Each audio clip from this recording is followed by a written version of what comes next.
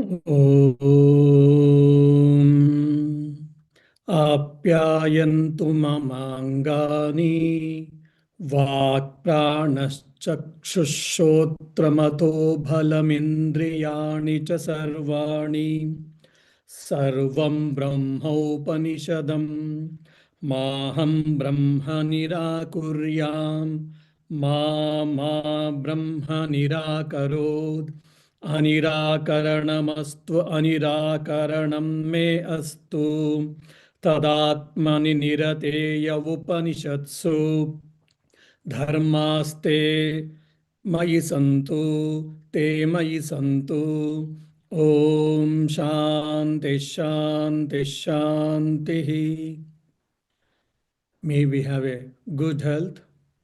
May we not reject the Brahman, and may the Brahman not reject us, and may we all develop the values which is discussed in the Upanishads.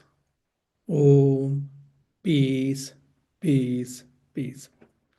Dear devotees, it is quite interesting and also can be a bit boring for few of us or few of them regarding this Advaita Vedanta.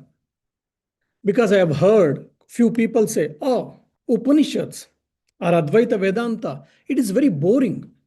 Why? It is dry. I mean, there is no spices in that. I mean, there is no juice in that. So Advaita Vedanta is very dry. I don't know what do they mean or why do they think like that. I always, whenever I study Upanishads, whenever I study Advaita Vedanta philosophy, I enjoy it. Just like when you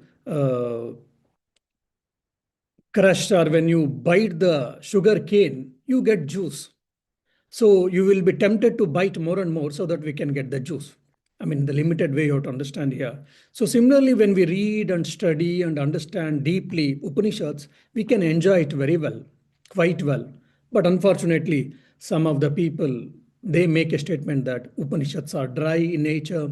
Advaita Vedanta is very boring. Why? Because there is no juice. There is no plumpy juice in that. I hope all of you have not do not belong to that category. You are all enjoying the Advaita Vedanta or non-dualistic philosophy or Upanishadic philosophy. Now, if you see, the Kena Upanishad is quite interesting. The student who is well informed already, so he straight away asked, Kavu Deva Yunakti? Who is that Deva? Who is that what do you say, super cosmic or conscious principle by which everyone is acting?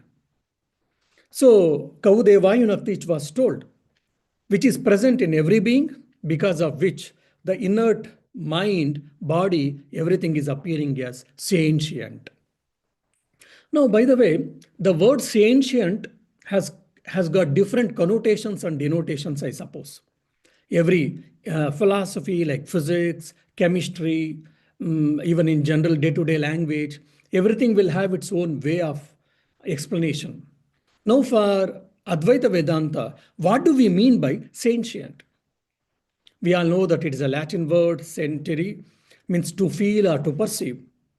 So the capacity to have subjective experience, the capacity to feel, the capacity to have subjective experience is what sentient or sentiency. So because of the self, because of the consciousness, presence of consciousness, body and mind is behaving sentient. When we mean it is able to feel, it is able to have that subjective feeling. Now this is a hardcore problem of consciousness, because science says that consciousness is a part or a function of the brain. And with the neurons and different neuroactivities, they're able to prove it to a certain extent. But till now, as I know, they're not able to tell how this subjective feeling, subjective awareness, consciousness is there in the brain. I mean, subjective feeling, I mean to say. Now, that is been addressed in the Upanishad. So thousands of years before, they were able to discuss these highest ideas, imagine, in the school, in the university, or in the Gurukula. So they were able to discuss this.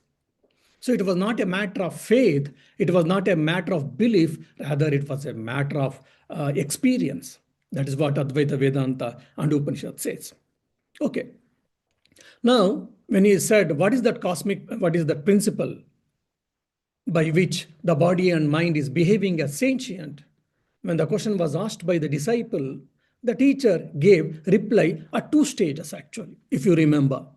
The first, Shrotasya Shotram Manaso Manoyad Vachoha Vacham Sau Pranasya Pranaha. So it goes on like this. Means, so he gave the definition of the Atman indirectly. So it is the eye of the eye, ear of the ear, mind of the mind, like that. He gave the definition. Okay, then how can it be known? He said, oh, it is not actually knowable, but there is only one way, which is called Shabda Pramana, or the scriptural testimony, that is Upanishads. Or rather, here he speaks that I have heard from my guru, teacher, he has heard from his guru, he has heard from his guru. Out of experience, this lineage has come. This is the only way we can know the consciousness or awareness according to the Upanishads. That is called Shabda Pramana. So when you say kan shotrasya shotram manaso mano yat sau pranasya prana, etc., there, if you remember, Upanishad is trying to teach us or is trying to convey three ideas. What is that? Consciousness is different from every sense organ, including the mind or brain. Then, but consciousness pervades every organ in and out. Consciousness is different from every sense organ, including the mind or brain, but it pervades the every organ in and out. And not only it pervades, it makes every organ capable of sensing the surroundings, capable of receiving and processing the data. So without consciousness, the body and mind, including the brain, they are inert in nature. So these are the two things which we have already discussed. Now, the teacher said first, how can it be known if you ask? The teacher said, it cannot be known. Why? Because if you remember earlier classes, if anything can be knowable, that is prameya, object of experience or object of knowing. For an example, I have got a knowledge of ice cream. If you say, ice cream is an object of my knowledge, content of my knowledge, object of my knowledge, that is called prameya. Who is having the knowledge of ice cream? Is the ice cream itself? No, a person, a living being. So he is called pramata or pramatru. Then through how I came to know the knowledge of ice cream? By tasting it or by reading about the ice cream, how it is prepared or whatever. So it is called sense perception or pratyaksha pramana. That is called pramana, instrument of knowledge. So teacher is telling here, know through know means you can know the self, you can know this deva, you can know that consciousness. So obviously then the disciple will get annoyed or will get feeling bad. Oh, so there is no way to know it. So that means does it not exist? Or just because teacher says or my guru is saying, I should believe it. So it is a matter of faith. It is a matter of belief. For example, if you do the good work, you will go to heaven. How can you say? Because the leaders have said, the teachers have said. So it is a matter of faith. It is a matter of belief. So because consciousness or awareness, which is eternal in nature, when we say, oh, is it a matter of belief, like a matter of heaven, in the case of heaven? If you ask, they say no. Now, the question might come, why any pramana, instrument of knowledge, why it cannot reveal the Brahman? Now, if you remember my earlier classes, to MAC, temporariness, object, then material, then attributes, change. All these are the nature of an object, which is knowable, prameya. But whereas the Atman or the Brahman or the Deva here is aprameya, which cannot be known. which cannot be comprehended by any instrument of knowledge. But it is only can be known through Shabda Pramana, that is, a person has experienced it and he has tried to convey to his disciple, and he has experienced it and he has tried to convey it to his disciples. Like that, we have got the lineage, teacher-student relationship, teacher-student lineage. Through that, we can try to know. That's what till now we have discussed. Now, we will go to the fourth shloka. अन्यदेव तद् विदिताद् अथो अविदितादि इति सुष्टुम पूर्वेषाम येनस्तद्व्याचचक्षिरे.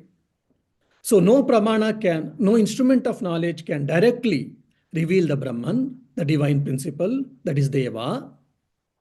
But there is an indirect method through which it can be revealed, or this divine principle can be revealed. What is that? Shabda Pramana, or the verbal testimony. So when we say Vedas, it is not just a book. Oh, there are big books which are in Sanskrit language, which we don't understand, which we can use like as a pillow. Such a big book, voluminous books like Vedas. No, Vedas means it is a treasure house of wisdom. So who has given that? Who has composed it? Is there any person, individual person who has composed it? Or maybe a group of people who have composed it, like a Britannia encyclopedia. There are editors, a group of editors. So like that, there are a group of authors or poets who has composed these Vedas. No, it is only Rishis. It is nothing but the, what do you say, recording of the revelations. Rishis had some revelations, and that has been handed over to person or from generations to generation. So they are the revelatory text. It is not composed like any poem. Shakespeare, Wordsworth, Kalidasa, Iliad, they have composed dramas. They have composed poems. They have composed prose or novel. So Vedas are not composed. They were revealed, revelatory text. So Upanishad also part of Veda. They are the revelatory text. Only thing it is put in a conversation form. Whatever was revealed to the Guru, to the Rishi, he is trying to tell it to his student in the form of conversation or the question and answer. So he is telling,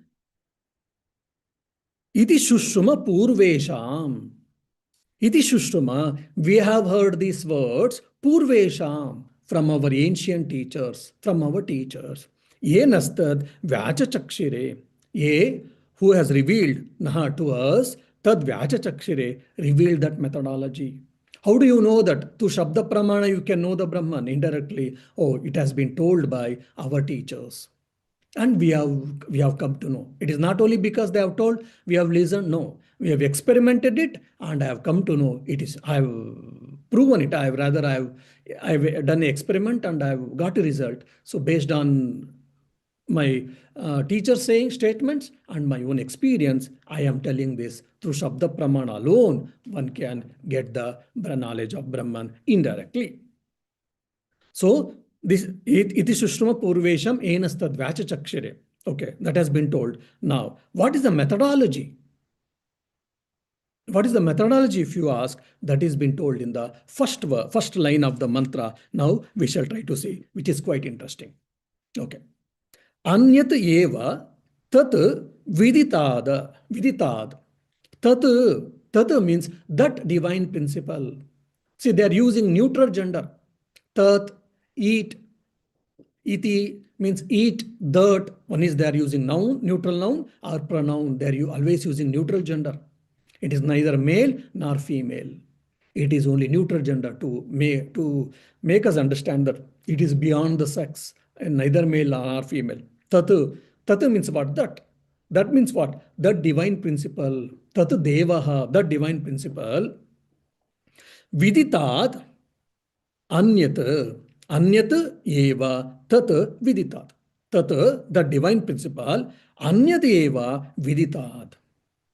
Means it is different from all the known objects. What is the methodology here? We have to think little.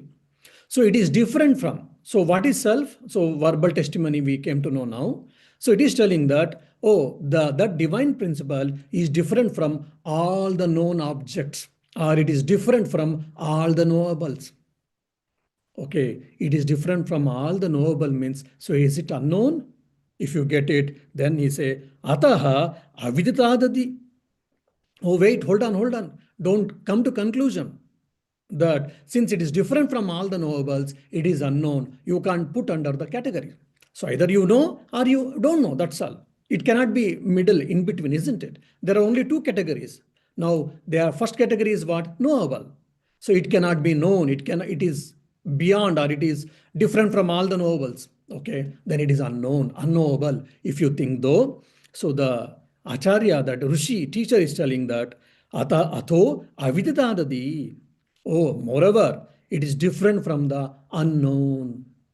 So it is different from the known, it is different from the unknown. Oh, my dear, there is a huge problem. There is a big problem now. So neither it is known nor it is unknown.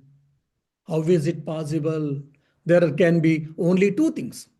Either it can be knowable or it can be unknowable. Now, the self or the deva, the divine principle, neither it is knowable nor it is unknowable. It is beyond that, is it? So it is different from all the knowable objects. It is different from all the unknowable objects. Oh, black hole, I heard that, but we don't know what it is actually. Or there are so many things under the ocean, we don't know many things. So like that, no. I know mobile, I know computer, I know building, I know matter, I know space to some extent. So all of them are knowable. So it is different from knowables and it is different from unknowables. So then immediately conclusion can be derived. Easily people will come to conclusion, okay, my dear, you say that it does not exist at all. Kavudeva yunakti. He asked, isn't it? You tell straight away, evam vastuni nasti. Oh, just simple, my dear. Just tell, it doesn't exist. Why you want to go like this and eat? Instead of that, we shall eat simply. You tell, it doesn't exist. Finish. No more discussion, no more problems, no more complexities. So let us enjoy our time. Why are you breaking your head and why are you breaking my head or our head? Then say Vedantin says, hold on. This is what the wrong conclusion most of the materialists make. Most of the philosophers, so-called philosophers, like logical positivists, they said metaphysics is meaningless. It cannot be verifiable, or it cannot be pinpointed like object. The Vedanta says that is the exact statement we are saying. It cannot be shown pinpointedly. Like why? Because it is not the object. It is neither knowable, it is nor unknowable. Means what? It doesn't mean that it does not exist. Don't come to that wrong conclusion, my dear. Then what should be our conclusion? What should be our conclusion? That means it cannot be object at all. Or other words, what is the left out option? There's the only one left out option is it is the subject and not the object. So when you say it is neither knowable nor unknowable, when you say that means it is not the object, it can be only the subject. That is what has been told in this fourth shloka. So the methodology here is everything is what pinpointed or rather indirect way they are telling it. Why? I'm always telling from the first class of Upanishad, the Rishi or the Acharya, the teacher here is fearing that the moment I say it is like this, then people objectify it. Oh, who are you? Or who am I? I am Brahman. Oh, I am Brahman. Okay. When we will start imagining, okay, Brahman is very great. That means he should be a big man. He may be sitting on the throne in the olden, like a drama style. If you say, he will having a crown, holding a danda like a staff, and sitting and trying ruling the world like that, like a king, prince, or like a millionaire, billionaire, or whatever. No. So we objectify. That's where Rishi is trying to stop us from objectifying it. Okay. So the experiencer can never be experienced. The knower can be never known. That is what the Orushi is trying to tell. How to understand? I will give a simple example. Eyeballs. All of us, we have got eye. Now, how are we seeing things in our day-to-day life? All of us, we are seeing the things. We are having a perception, sense perception. I'm seeing the rose flower. I am seeing the water. I am seeing the different colorful things in the world. World is so colorful, we see. Isn't it? We all had a summer. Summer, we had a wonderful sunlight and we had a colorful flowers, plants, whatnot. How? We could see from these two sense organ called eyes. Okay. So I can see everything, whatever is possible in that, in its frame length, it can see everything. But does the eye can see itself? No. Then how I can see at the most, it has to go in any reflecting medium like a mirror or a highly polished silver plate, golden plate, bronze plate, which reflects basically, or steel plate even say. So which is able to reflect. So there when you see, the eye can see its reflection, not its original even. It can see its only the reflection. So similarly, the conscious, to be aware of consciousness, you need a reflecting medium just like a mind. So experiencer can never be experienced, nor can be never known. And one more simple example, I think in one of the Upanishads says, a tip of the finger. Tip of the finger, it can touch every particle, every matter, but it cannot touch itself. You try, can it touch itself? No, it cannot touch itself, but it can touch everything. I mean, every matter I used to say, but it cannot touch itself. So similarly, subject can never be the subject to objectification. That is what the Vedantin is trying to tell here. So no, that means here, don't try to know, claim that I am that. This is the unique teaching of Kenopanishad here. Don't try to know. Don't try to know I am the self. Claim that I am that self. Ahamasmi Brahma, Aham Brahmasmi. I am that Brahman. When you say I and Brahman are two different things. Okay, Swamiji, I understand who am I. Then what is this Brahman? Who is this Brahman? Upanishad says, oh my dear, I and Brahman are not two different things. There's only one thing. Either I or the Brahman. So claim that I am that Brahman. Don't try to know that Brahman. Claim that I am that Brahman. Claim that I am that Brahman means what? There are no two things. There's only one thing and I am that. So that is bit. So don't try to know that. It is beyond knowable and unknowable means it is subject and it is not the object. And don't try to know it. The moment when you try to know it, it becomes knowable. That means it becomes an object. I mean, I keep on saying this, a story of a pseudo-Vedantin. A pseudo-Vedantin. It was, I mean, for discussion's sake, we will take two Pandits' name, like Rama Bhatta or Krishna Bhatta. They were good friends. They were, both of them studied in the same school. They were really great Pandits.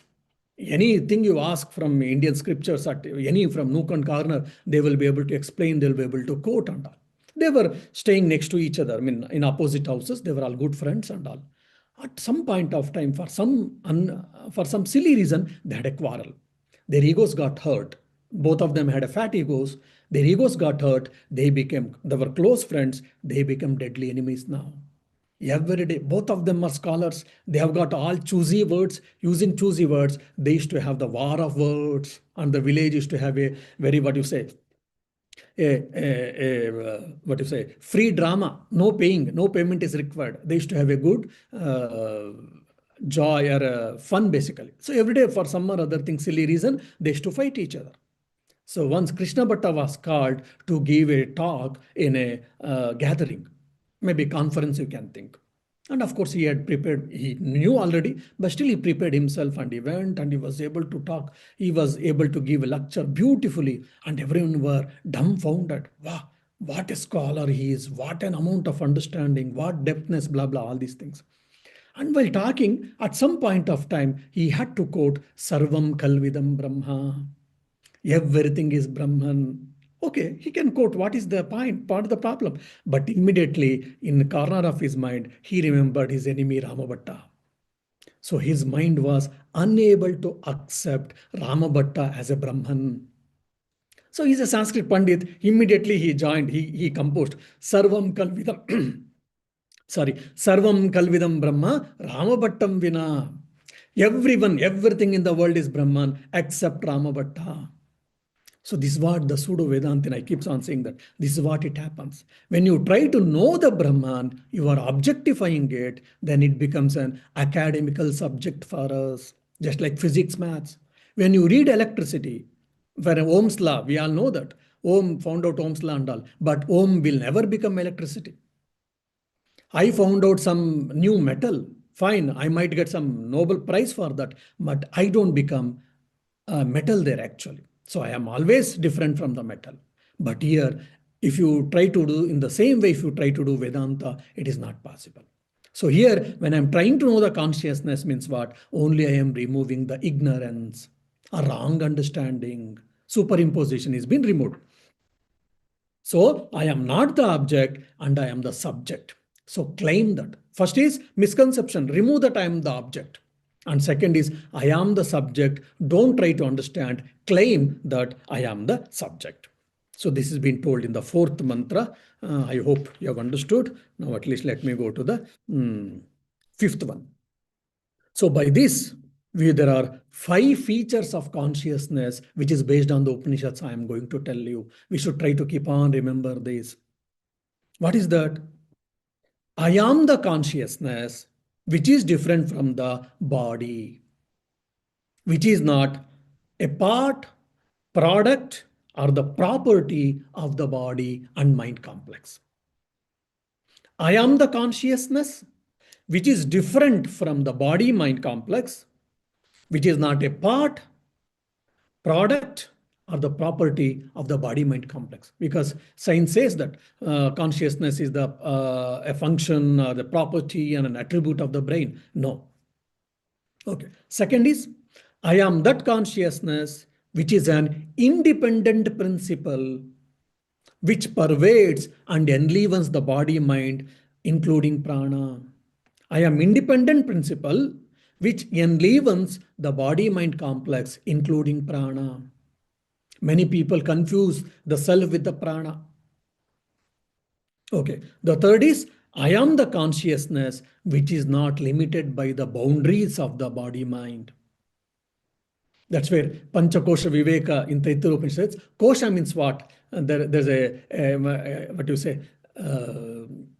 Just a funny translation. I mean, it is not the exact translation. Funny translation will be costume. Kosha means costume. I have got 5 layers of costumes. Anyhow, so I am the consciousness which is not limited by the boundaries of the body mind. This is the third principle. The fourth is I am the consciousness which survives even after the death of the body. Because why I am saying this? Many people says, Swamiji, when I die, where does the soul go? What happens to the soul? He's worried about his soul, his self actually. This is all because of wrong understanding. That's why. Rather, I am unperturbed or I am unaffected by the birth or by the death of the body. Okay. The fifth is I am the pure consciousness. In the absence of the body, I am not available or accessible for any transaction. I am pure awareness. In the absence of body mind, I am not available for any transaction. And the practical aspect, the beauty is I am the only source of permanent peace, happiness, and security. I am only the source of permanent peace, permanent happiness, permanent security. When you say I, don't confuse with body-mind complex. Again, there will be problem. I means here awareness, consciousness. Otherwise, it becomes a Virochana story. Virochana, sometime probably I will tell Virochana story, Virochana and Indra story. Most of you might know. Okay. Now, so I think this I told last time also. The realist says, or sorry, idealist in the Western philosophy say, I think I exist. The Vedantin says, no, it is not right. Because when you say, I think I exist, then the realist attack on idealist says, so in sleep you are not thinking, don't you exist? Then they tell, if I am not thinking, someone else is thinking. Okay, someone else is existing, but you are not existing. Then they say, God is thinking, that's why we are all existing. That's how they try to tell this and come out from the problem. So the Vedantin says, no, I exist, therefore I think. The idealists say, I think, so I exist. The Vedantin takes just opposite. I exist, so I think. Anyhow, so now through the Mahavakya mantra, you cannot know the Brahman, you can only claim the Brahman. This is the unique way of teaching of the Kenopanishad. Aham Brahmasmi, Pragnanam Brahma, Ayamatma Brahma, Tattvamasi, Satyam Gna. There are so many other Mahavakyas like Satyam Gnanam Manantam Brahma. The Mahavakyas means what? Great statements from the Upanishads. So these are all, by this what happens? We cannot know that I am the Brahman. Rather, we can only claim that I am that Brahman. Why should I claim if I am already? It is again, claim is only a limited way it can only express. Claiming is what? Removing the ignorance, removing the misconception, removing the wrong understanding. The moment when I claim I am that Brahman, then what happens? I am happy. There is nothing is required for to be happy. For example, nowadays I am seeing when the devotees come here with their children, the children will be unhappy. The moment they give the mobile, they will be happy. So mobile is the source for the happiness. Today, modern, a lot of researchers are saying the youngsters without food for a few hours or for a day they can exist, but without net and mobile, without net and electricity, means without mobile, they cannot live happily. They become restless. So mobile has become the source of their existence. Mobile has become source of their peace and happiness. But it is limited in nature. It is nothing but, what do you say, slavery, mental slavery. So Upanishad is saying that the moment when I claim I am that Brahman, then what happens? I become independent. That is the source of eternal peace, source of eternal happiness. So it is not, no costly, no money is required, actually. Okay. So one more thing, what happens? When you say or when you claim I am that Brahman, then what happens? Then ahankara and mamakara, I-ness and mineness will be dissolved, will be loosened, will be reduced. This is the practical aspect actually in our day-to-day life. The moment when I claim I am the Brahman, not the body and mind and objects, immediately this I-ness and mineness will reduce. The moment I-ness and minus reduces, then raga and dvesha, attachment and aversion towards the objects, towards the things gets reduced. Because of that, existential problem will be resolved. Problem of, what do you say, worries, stress will be resolved. My Gurudev's famous statement, you will travel from what to so what. What to so what? When you claim I am that Brahman. So moksha gets strengthened. So when I use the word strengthened means it is nishtha, means I will get established more and more there. That's all. Okay. Now, in the 5th to 9th verse, it is nothing but the commentary or corollary of the 3rd and 4th verses actually. The 5 to 9 verses, it is the first chapter gets end. So from verse 5 to verse 9 are the corollaries of the verses 3 and 4. So now each sloka is considered as Mahavakya, the great statement. Means it is the entire essence of the Upanishads has been embedded in one sloka. That is the reason I'm going slowly, bit by bit, trying to break and trying to explain. So it is a small Upanishad, no doubt, but it is very profound in nature. It is very profound. Every Upanishad is profound, no doubt, and this Kena Upanishad also very profound. And every shloka is a Mahavakya, great statement here. Okay, now we will try to understand the 5th shloka. Yadvachanubhiditam ena vagabhyudyate tadeva brahmatvam viddi nedam yadidam upasate. Okay. Yat vacha anabhyutam. Now, how should we know Brahman is further clarified, sorry. So already how we can know Brahman? If you ask, we cannot know Brahman, we can only claim the Brahman, they said, and at the most indirectly through scriptural testimony or verbal testimony, through experience of the teacher, statements based on the experience of the teacher, we can know, we know. So that has been further clarified. Okay. So this is actually, this particular shloka, the 5th shloka or verse is the further commentary on Anyat eva tad viditad atho aviditadadi. which is different from knowable and which is different from unknowable, that we already discussed. That is the further commentary on this. Okay. Let us try to understand now. So here knowing means claiming that you should keep it for. Now we should claim I am Brahman, or in particularly in the Kenopishat language, I am Devaha, I am God, I am the self. Anyhow, just it reminds me, which is not, I'm not able to control. One more joke I will tell, and I will go to the Upanishad so that you will can relax. So there is a Madhvacharya. He is the Acharya of the dualistic philosophy. So this Madhvacharya has, he stayed and he established his monasteries and all in the Udupi called Karnataka, in the middle part of Karnataka. So there most of the people or majority of the people are dualists. Okay. For them, I, God and this world, all the three are separate entities. Eternally, we are all separate. I am separate from God. I am God means it is a blasphemy. They will close their ears and they say it is a blasphemy, it is a sin to release such statements. So once one Advaitin, the non-dualistic philosopher, visited this Udupi, where all the dualists stay there, mostly dualists, all of them. He wanted to just make a fun. I mean, it is not really intentionally or any with a bad intention. Just he wanted to have some fun. What did he do? On one of the wall, where publicly everyone can see, there he wrote in bigger letters, Soham. Saha aham. I am that. This is Advaitic statement, or Upanishad says, according to us, Soham, I am that. He wrote, and he was waiting in that house inside. Let us see what happens. In no moment, in 5 or 10 minutes, suddenly the person, a dualist, was passing by. He saw Soham. He said, Narayana, Vasudeva. He closed his eyes and he said, I am that. How can I that? I am that God. No, no, no. Then what to do? He thought, he's also quite intelligent fellow. He added one word, the.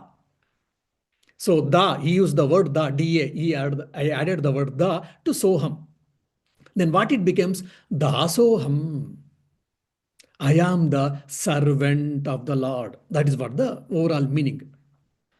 Okay, now he said, okay, I am safe. We are all safe. Dasoham. Yes, it is our philosophy. And he left. And in the Advaitin came out now. He said, Sarad, I mean, this fellow is very intelligent. He converted my non-dualistic philosophy into dualistic philosophy. He started thinking, what should I do now? Then he thought he's also quite intelligent. We all know that. He also added one more sa actually, S-A. So what it becomes now? Soham it was. Dasoham it became. Now he added one word sa. Sada soham. I am always that. The same fellow or a different fellow? They saw. I mean, after in a quite a few moments, he said Sada soham. It is a blasphemy to think that. Then he added again da. Said Dasada soham. I am the servant of the gods. So like this da and sa, it was there for some time. Afterwards, it got stopped. So this is what the a philosophical, what you say, debate or a philosophical fight between the dualist and the non-dualist. So even you say, I am Devaha, I am the self, people say it is a blasphemy to think that. But the Advaita Vedanta says, you might think that, but this is the fact, this is the reality. When you say, I am the Deva, I am that conscious principle, I am the self, indestructible, eternal self, means I doesn't refer to body-mind complex, I refers to awareness. Otherwise, we all know that how much our Vedanta we think, after some time, one phone call, one message can disturb our peace. Our peace can be pieces. So we are sometimes, or many times, most of the time we think we are all miserable people, we are miserable creatures, and all these things we think. Why? It is because of wrong conclusions. That's where Swami says, no one can get away from religion, he says in one of his statements. Why? Till death exists, no one can get away from religion and from God. Till death exists, no one can get away from religion and God. Religion means like do's and don'ts or whatever, this worship and etc. Why? Because death is a thing, it brings fear in the people, in the minds of the people. They take surrender at the feet of the God. I do need God. Why? Because I can be protected, I can be saved. So either you can say death, and from the Semitic religion's point of view, you can say that sin. So till the sin is there, till the death is there, people will take care of, people will surrender to the God, or we religion, religious places or whatever. Anyhow. And interestingly, if you see the former portion of the Vedas, they also say that. They speak about gods and goddesses. They say that you should lead a ethical and moral life, and you should lead an intense, active life. And there are enough prayers who are praying for progeny, who are praying for wealth, who are praying for health, who are praying to safeguard themselves and their lineage, and who are also praying to destroy their enemies. All these things are there in the former part of the Vedas. But all the has been now done. So the mind has been crystallized now. Mind is refined. He or she wants just to know who am I. So this is what the Upanishadic portion, the later portion of the Vedas. So from Dasoham, we have taken one more step to the Soham. From Dasoham, we have shifted ourselves to Soham now. Okay. Now, with this introduction, let me go to the fifth verse, fifth sloka. Yadu vacha anabhyuditam. Atman can never be described through words. Yadu vacha anabhyuditam means it cannot be objectifiable. If you remember TOMAC, the coded word, TOMAC, if you remember, T represents for temporariness, O represents for object, then M represents for modifications, then A represents for attributes, C represents for changes, all these things if you remember. Any object has got these 5 features. So if something can be explained through words, that means it becomes object. That means it has got these 5 features. But the consciousness, awareness doesn't have any of these 5 features, isn't it? As a result, consciousness cannot be explained by words. Why? Because consciousness, if you try to explain what happens, consciousness can become an adjective. When it becomes adjective means what? It is an attribute. It is a property of the body, of the mind, of the brain, of prana or whatever. So then people say, okay, consciousness is not an attribute. You are saying property, you are not saying. Consciousness is a principle. We also do use it. But many times we are also fearful to use the word consciousness as a principle. Why?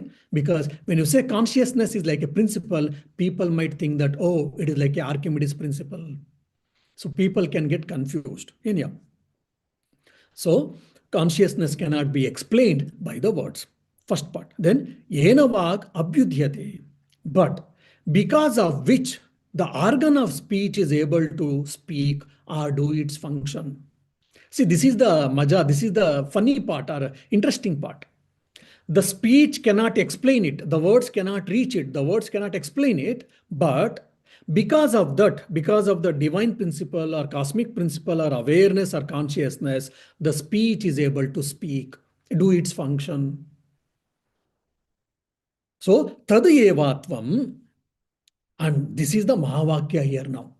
So the first line is already you know that. Speech cannot explain, words cannot explain the Brahman, but because of the Brahman, the speech, the tongue, mere speech is sense organ, it can speak. Eye can see, ear can hear, nose can smell, skin can feel that coldness, hotness, and the tongue can speak. Sense organs are able to do their functions because of the consciousness, presence of consciousness. Okay, this is the first line meaning here. Now, the Mahavakya, the great statement here is Tadeva Brahmatvam Vidhi. Know that you are that Brahman. Tad eva tvam. Tad eva tvam Brahma. So you are that consciousness. You are that Brahman itself. Vidhi. No. Again, no means here, you have to understand here, claim. Claim that you are that Brahman. You are that consciousness. Now the question might come. If you are seriously, sincerely, you are following the argument, you should get a question now. Swamiji, because in the first mantra, the student asked, Kavu Deva Yunakti? Who is this Deva? Then the teacher has said, Tadeva Devatvam, he should have said. You are that Deva, he should have said. You are that Brahman is using. Why is he introducing a new word unnecessarily? We should remember and we should try to know who is this Brahman now. He could have used Deva itself. Why the Rishi or the teacher is using the word Brahman? Why? Because Brahman is using here because Brihati iti Brahma, that which is expanding, ever expanding. There is no limit. It is limitless. Brihati iti Brahma. Brihati means which is ever expanding. Again, it is not like a space. Don't think that like a space. Space is also getting expanded every day. That's what we hear. So it is not like a space actually. It is getting expanded means what? It cannot be limited. It is a limitless. So that's why they use the word Brahma. So then, Tadeva Brahmatvam Vidhi Nedam Idimupas. So when the teacher said, you are that consciousness, or I am that consciousness, try to know, immediately we may say that, okay, I am that conscious means this body. That means what? Some has got fat body, their consciousness is fat. Some has got lean body, they have got lean consciousness. Some have got healthy body, healthy consciousness. Some have got sick body, sick consciousness. Now, why am I telling this? Nyaya, Vaisheshika, Sankhya, Yoga, other systems of philosophy in Indian philosophy, they give the theory of multiple selves, multiple souls. Say, for an example, there are 10,000 billion people if in the world are beings, animals, and is there. Then they say 10,000 billion selves are there according to them. Advaita Vedanta says no, there is only one consciousness. There are only so many reflecting mediums. So according to the other school of philosophies, there are so many beings means so many selves. So to negate that, I am giving all this example. So Brahman means it is all pervasive, it is ever expanding, it is limitless. So when it is inside the body, it is outside the body, and it is everywhere. Then the question comes, okay, for an example, when there is no body, does consciousness exist? The Vedanta says, Upanishad says, yes, it exists. But it manifests, it is available as Sat, not as Chit. It is a very simple and but very deep thing. You have to think little. When there is no body mind, for example, here in this space, there is no body mind here. So does the self consciousness exist in that place? If you ask, we say yes. In what form? If you say in Sat form, not in the Chit form. So to that awareness and consciousness, you need a body and mind. Okay. In Chandogya Upanishad, in the 6th chapter, these things are discussed in very detail. So wherever living beings exist, Atman is manifesting, Atman is available as Chit. Sat is also there, but Chit is more prominent actually. But when there are no beings exist in that place, in that space, or in that moment, if you can say that, it is available as Sat, not as Chit. Okay. That means now, Tadeva Brahmatvam Vidhi. But there's a Mahavakya. You are that self. Claim that. You claim that you are that self. I am that self. I am that Deva. So that means what? I am the lender. Like a loan. For example, here, Bank of Ireland, they often we keep on getting advertisement. If you want loan, house loan, vehicle loan, we are ready to lend. So all banks, lenders are there. So similarly, I am that consciousness. I am the big lender. Oh, in what way? I am lending the consciousness to the mind. I am lending the consciousness to the body. I am lending the consciousness to the body and my thoughts and my emotions. How can we know that? You can make yourself an experiment. Now, I was angry. I'm angry. How to control it? I say that just sit yourself and try to understand, try to accept it. I have got angry. Okay, now I've got angry. Yes, I'm angry, Swamiji. I know that I'm angry. Okay, now you are know that's the first step of improvement. Try to understand angry or it is a feeling. Okay, feeling is nothing but a thought. Just like a wave has risen in the ocean and it subsides. It rises and it subsides. So similarly, if you start up, okay, I am that consciousness, I am that awareness, and I am aware of the feeling thought called anger, which has risen in my mind. Just you are trying to objectifyly, or you are aware of, you are not getting attached to it. You can make this experiment. I've made this experiment in myself. What happens? In no time, slowly it rises and it subsides. It doesn't have any energy. Why? Because I am not attached there. The moment I attach with that, then what happens? That anger feeling get energy, and I become anger, and anger will eat me, or anger will distract me, anger will bring stress in my mind, or what, all the problems it happens. The moment I don't attach with my anger thought or feeling, it loses its power. So I am lending the consciousness, I am lending the power to my body, I am lending the power to my mind, I am lending the power to my emotions. But unfortunately, we are thinking otherwise. Because body mind exists, consciousness exists. Otherwise, the consciousness doesn't exist. That's what we think. It is not so. So I am the big lender. I am lending existence to all the inert things, and I am lending Sat and Chit to the body and mind. Then immediately you should get a question, what about Ananda? Which is very, very important for us. Happiness, bliss. We are all bothered about it. That's why we are trying to attend the Vedanta, and we are thinking we may get some happier, we can be happy. Then for that, Chandogya Upanishad, it tells beautifully, Yovai Bhuma Tatsukam. That which is infinite, that is verily, that is happiness. That which is infinite, that is verily happiness. And na alpe sukam nasti. In the finite, there is no happiness.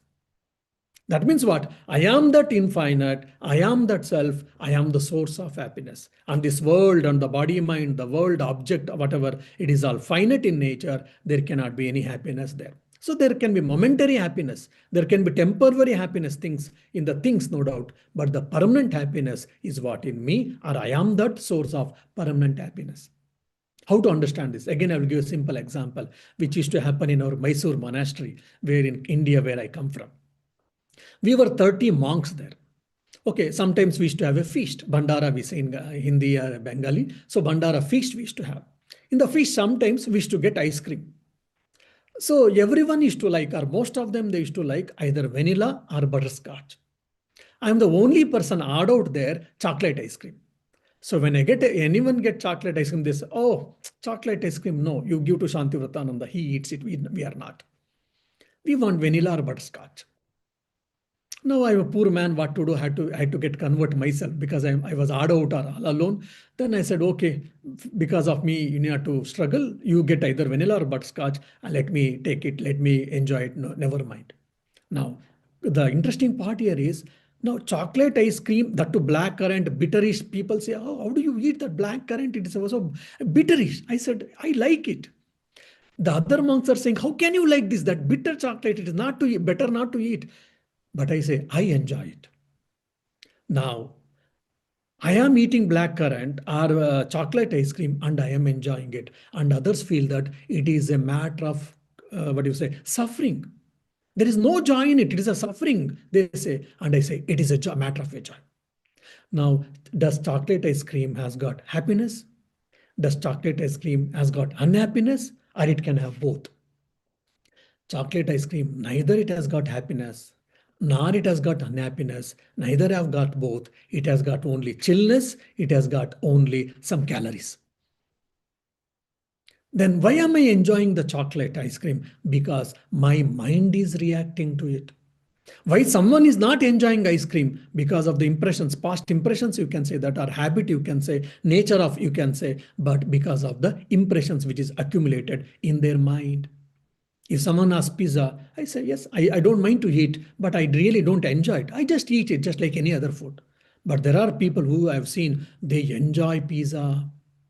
So the joy is neither in the pizza, nor it is there is a suffering in the pizza, except calories.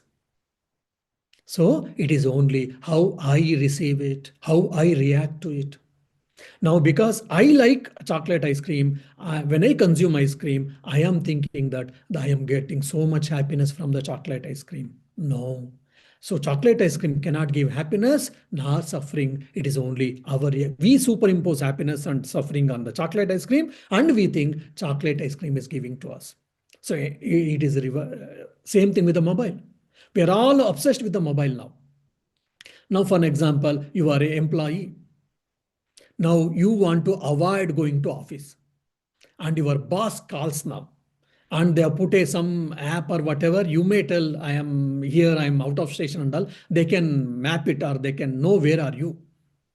Now a phone call has come from your boss, from the manager. Now you think, oh, why did I have got a phone, this bloody phone? If there was no phone, mobile phone, probably I could have managed my managers telling something.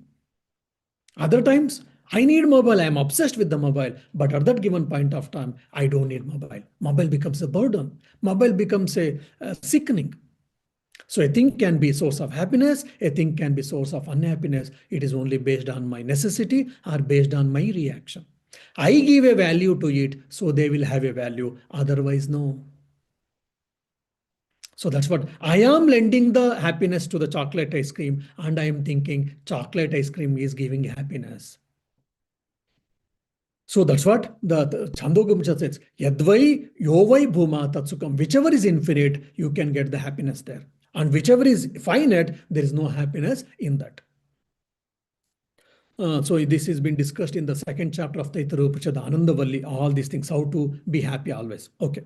So whoever is within me or comes to me, I lend the happiness. I am the happiness of happiness. I am that existence, I am that awareness, and I am that happiness which lend existence, which lends consciousness or conscious, which lend happiness, happy to everything, to every body, every mind, and etc. And tadvai, know that tadeva brahmatvam vidhi. Claim that you are that Brahman who are lending the consciousness, existence, and awareness for everyone. I am that Brahman, I am that Deva who is lending the consciousness to everything. Again, I means not with body mind complex or pseudo ego. I means consciousness. I am that awareness. So something is not there. I am unhappy. Swamiji, I don't get these things. That's why I'm unhappy. No, the thing cannot make you unhappy because you are reacting it. You are lending that power to that thing. That's why thing can disturb you.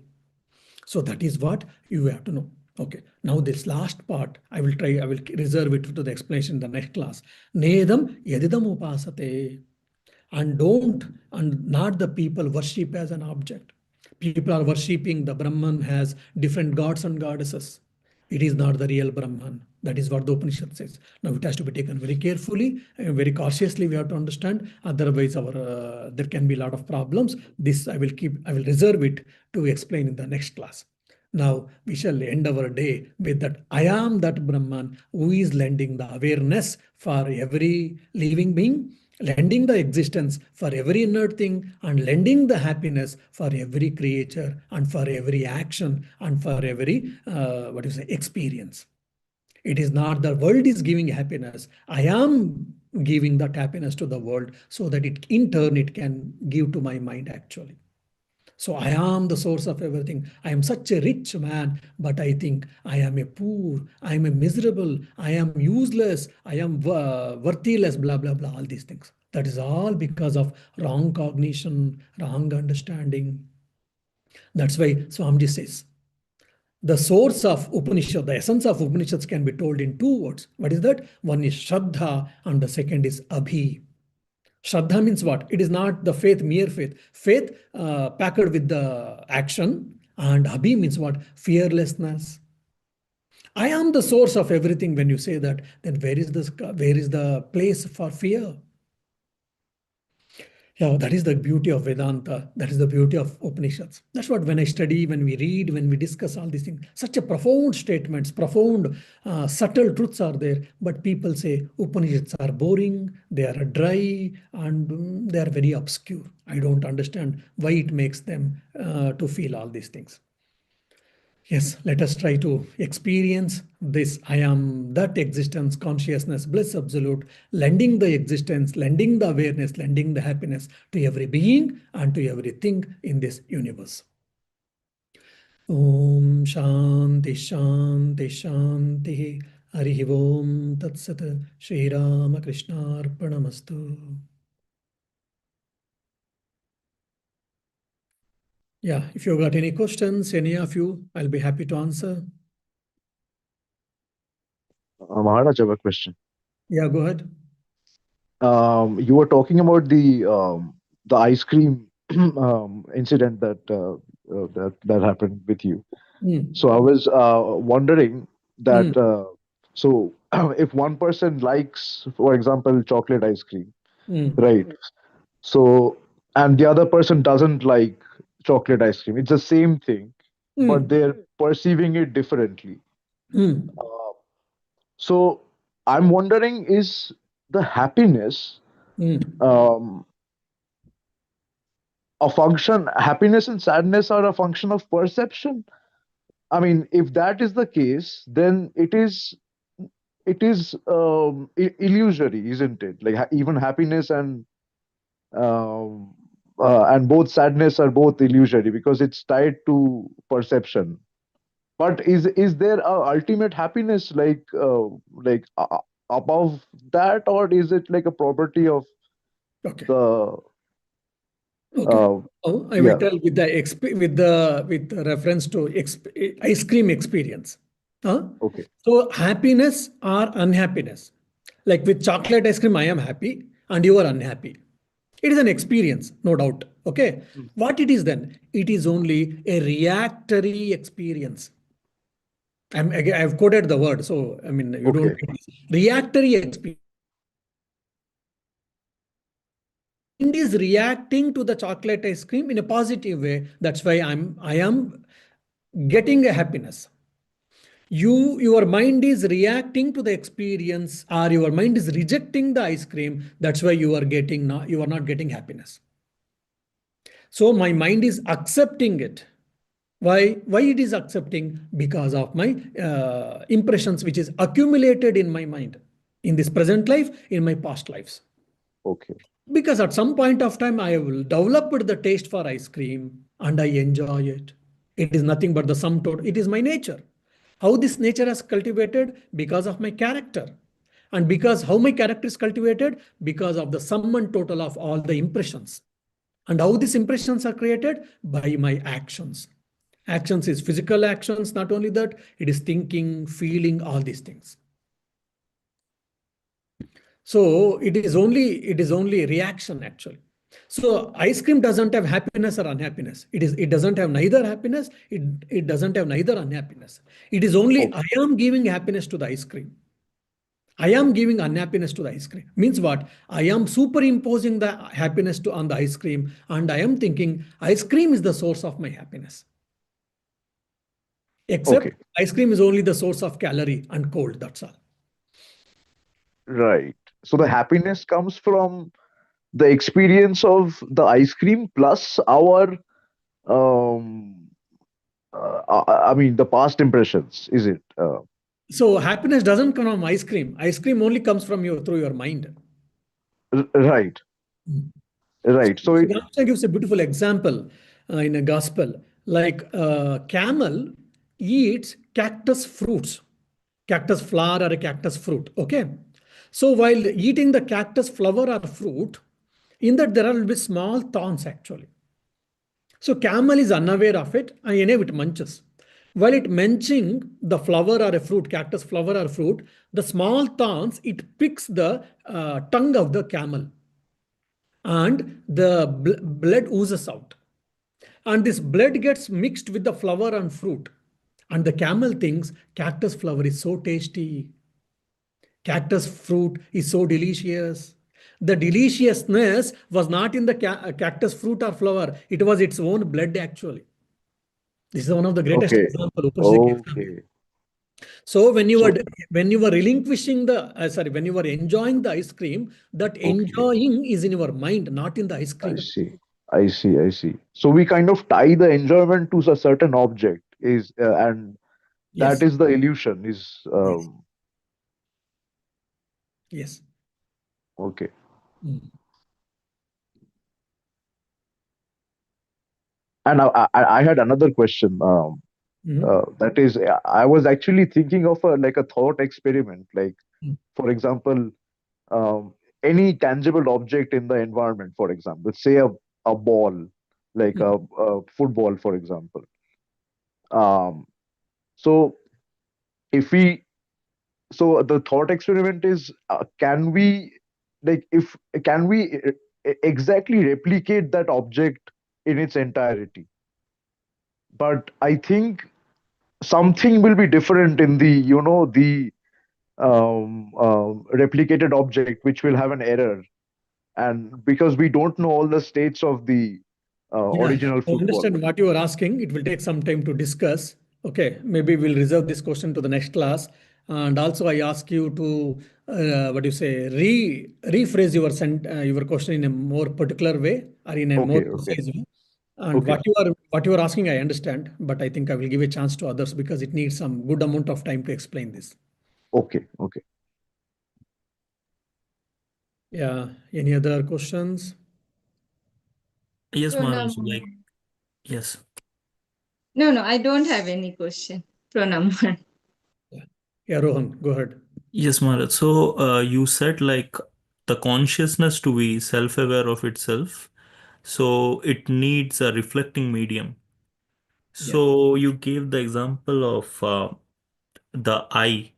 Yes. So yeah, eyes. So the thing is, even if we don't look at the mirror to know we have eyes, the very fact that we see things around us is a proof that we have eyes. Mhm. But if we relate this to the consciousness, if we remove the reflective medium, which is the mind, Mhm. so then nothing remains, right? There is no experience. Yes. Yeah. So in that case, how do we know we are there?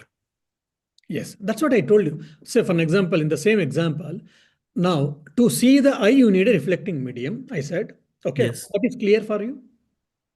Yes. Okay, now there is no reflecting medium. Okay, there are no reflecting mediums available. Now the eye can see itself. No, there is no possibility.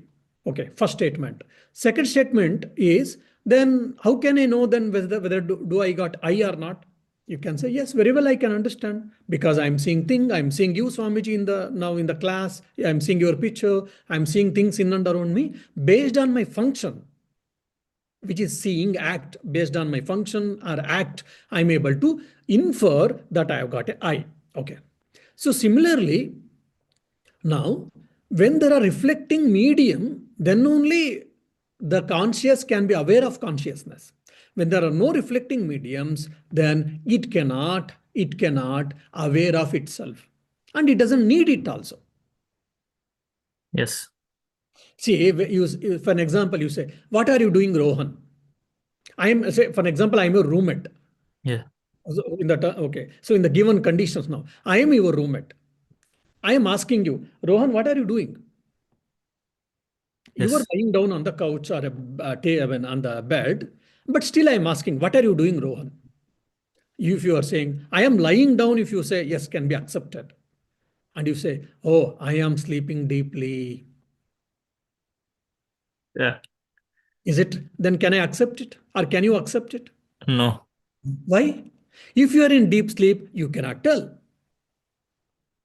So similarly, if I am to be aware of myself, that aware of awareness, then there is a reflecting medium required. And if without reflecting medium, it is not possible. And without reflecting medium, does the awareness survive to exist? If you say yes, in the 5 features of consciousness, all these things I have included.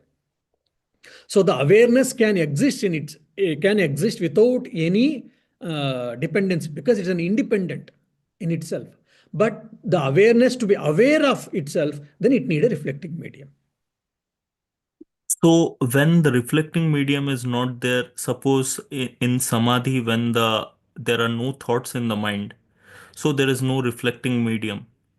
So in meditation, that absence of thought, would you also consider that as an experience? When there are too many things here. In samadhi, meditation, there are two different things. Meditation, there is a one thought, single thought will be there. So if there is a single thought, that means mind is active, there is a single thought. In Nirvikalpa Samadhi, what happens? No mind. So your individuality gets dissolved, your mind gets dissolved there. So there will be only awareness. I am aware of awareness also does goes that awareness also goes away. Just awareness. Like I am like that what do you say? Pramata, pramana, prameya, whatever you say, experiencer. experience, and experienced. You are the experiencer, and samadhi is an experience, for an example, and experienced. You are experiencing on the self, or you are experiencing on the God, or whatever. Okay. All these three things are there in a meditation, but it is a conscious practice. But in the samadhi, experiencer, experience, and experienced, all the three things gets dissolved. Then who exists? Only experiencer exists. He also cannot claim that experiencer alone exists. To claim that, again, he needs a reflecting medium. Then how can you say, how can he say, when he comes down, when his mind comes down, based on his experience, he tells that I had a good samadhi. I had a good samadhi, sorry, there is no bad samadhi, of course. I had an experience of samadhi, we can say. But Maharaj, to have that experience also, No. he needs the mind, right? Yes. For an example, I will tell like this. To see the water, you are different. When you get into the water, so when he's nearing to that experience, he's able to understand that I am getting dissolved, the individuality is getting dissolved, or whatever. That experience, he knows that. But once he gets into the water, he gets merged, he gets dissolved there. He means that individuality gets dissolved. So when he's nearing to that, when it is nearing to that, or rather, I will give this example, Sri Ramakrishna's example, you will understand. For example, a salt doll. Salt doll which has got a life, for our argument's sake. Okay. Now, salt doll which has got a life, which has got the power of cognition, it went to measure the water. Now it is going near to the ocean. It is aware of its existence. It is going near to the ocean. It is aware. It is going just, it is touching. It is aware. It went into water. It is aware, and it got dissolved. Then after some time, some process, again it came back. Now it is aware that I got dissolved. Now, how the salt doll can say that? Yes, when it was nearing to the water or just while touching, it was aware of its individual existence. But when it was inside the water, in no moment, it got dissolved. That's what we can say like samadhi. Yeah. So that state cannot be explained. Yes. Okay, Maharaj. Thank you.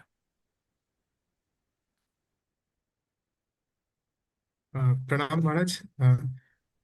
So, in one of the portions, you said that consciousness is an independent principle which enlivens the body-mind complex, right? So, from this statement, it appears as if it is separate from body-mind complex and it lends something. So, as if there is two. But isn't that the body-mind itself is consciousness alone? So, there is no lending Yes, or no independent. I was expecting this. Does anyone will ask this? So see, the Vedanta or the Advaita Vedanta puts like this. So the process, the Vedantic process, the theory, it is for us to take a step by step. It is first at that self, it tells very clearly, okay, there is a consciousness, supreme consciousness or supreme self, there is an individual self, and there is a world. Three realities. Okay. Then the next step, it tells, oh my dear, consciousness, supreme consciousness or individual consciousness is only true. The world is an appearance. The next step they said. Okay. Then you go further. The individual self, whatever you are experiencing, the individual self is also an experience, my dear. There is only self actually. There is no individual self. There is only not supreme self. Then the question comes, okay, first you said there is individual self, there is a supreme self, there is a world. Then afterwards you negated the world. Then afterwards you negated even the individual self. Then there's only self or there's only Brahman, you say. Then, okay, however, my day-to-day experience clearly makes me to understand, makes me to believe, not just mere faith, it is my experience that I am seeing, I am seeing the world and I am seeing myself, individual. Then how do you account to it? Then they say, oh, they are like small, tiny bubbles in the water. But at present, at the beginning, if they say, then everything goes above the head, they say it may be, I don't know, it looks like absurd. So step by step, from known, the Vedanta takes us to unknown thing. Unknown again in the limited way, in the context we have to take it. So I am the Brahman, how can be unknown? But unfortunately, it is so. From the known, it takes us to unknown. Then, so what is the, how do you account for this individual self or individualness? And how do you account for this world, which is made up of full matter, gray, and space, blah, blah, blah. All these things, if you ask, then we say, oh, they are tiny bubbles in the ocean. That's all. Are tiny bubbles or waves in the ocean. That's all. Is wave is different from the water? Is bubbles are different from the water? No. So all of them are not different from that. But at the beginning, you don't tell that because it becomes too heavy for people to understand or accept or comprehend. And that is the only possible way, logical possibility actually. Thank you. Yeah. Uh, Thank you. Thank you for the explanation, sir. Sir, I have a follow-up question on that. If you think like that, then you won't be you won't be able to act individually, right? Yes. When do you unable to act individually? When there is no individuality, when your mind gets seized, when your mind gets dissolved, when their individual awareness is dissolved. But in day-to-day things, in our Jagrada Avastha, in so-called waking state, our individuality is there. So there is no problem for all the, what you say, transactions. Isn't it? For Yeah. example, I experienced, okay, you, for example, Ajay experienced Nirvikalpa Samadhi.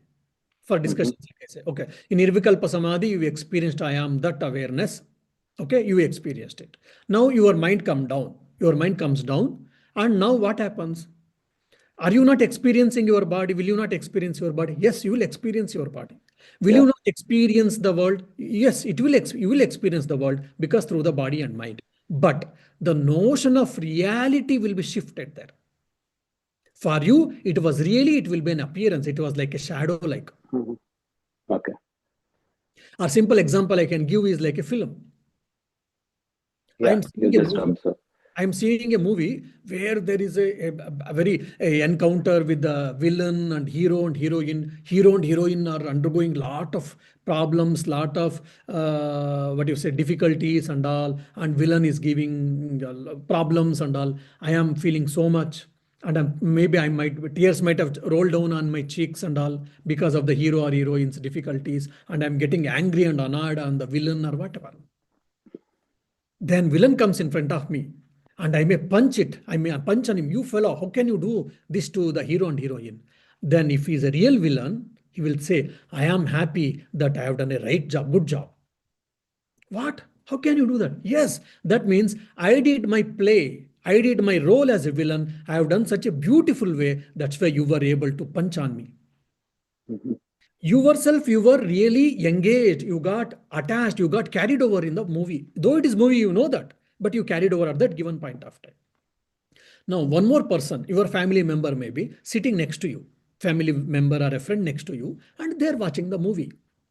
Mhm. They are also feeling that, but they know that yeah, anyway, it is a movie, and that hero, heroine, villain, they are nicely paid for this. So they are aware that it is a movie. They are well paid. They are nicely. They are enacting, no doubt. They are good actors, but it is a movie. They don't carried over by that, and you got carried over by that. So this is the difference between the ignorant and the gnani. So the gnani will not see that hero, heroine, villain. Yes, he will see, she will see, but they will not get carried over. But an agnani, an ignorant person, an embodied soul at this given point of time, all of us, we get carried over from this drama. So this is what the difference is. Yeah. Thank you. Thank you, sir. Yeah.